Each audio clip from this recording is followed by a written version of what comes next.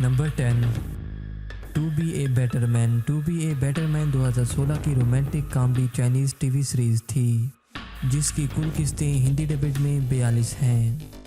Number 9, the sleepless princess. The sleepless princess 2020 की MGTV की Chinese historical romantic fantasy TV series थी जिसकी कुल एपिसोड हिंदी डबिड में 36 हैं। Number 8, reunion the sound of Providence.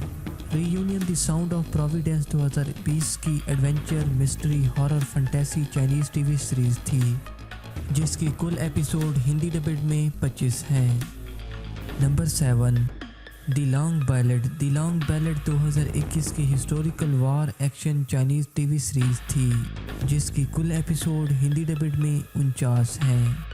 Number 6, word of honour. Word of honour 2021 का Chinese historical martial art drama serial था जिसकी कुल किस्तें हिंदी डबिड में 36 हैं। Number 5, the Taoism grand master. The Taoism grand master 2018 की Chinese historical fantasy drama series थी। इस ड्रामा सीरियल की कुल एपिसोड हिंदी डबिड में 46 हैं।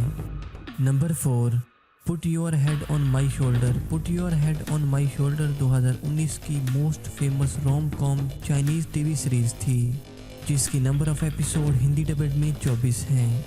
Number 3, story of Yanxi palace.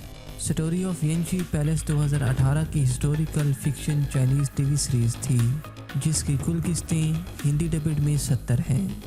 Number 2, my girlfriend is an alien. My girlfriend is an alien VOTV का 2019 का romantic comedy Chinese drama serial था जिसकी कुल एपिसोड हिंदी डबिड में 28 हैं।